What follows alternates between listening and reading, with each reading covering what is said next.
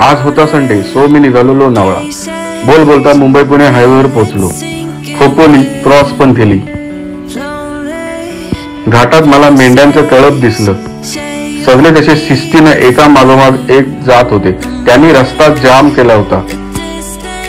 तेवढ्यात मला त्यांचे मेंढपाल बाबा दिसले.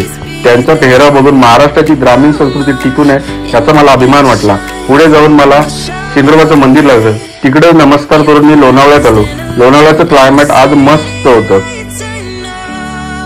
वीकेंड असल्यामुळे गर्दीच गर्दी होती. नंतर मग मी बाईक थांबवून मोबाईल मध्ये काही दृश्य कैद केली.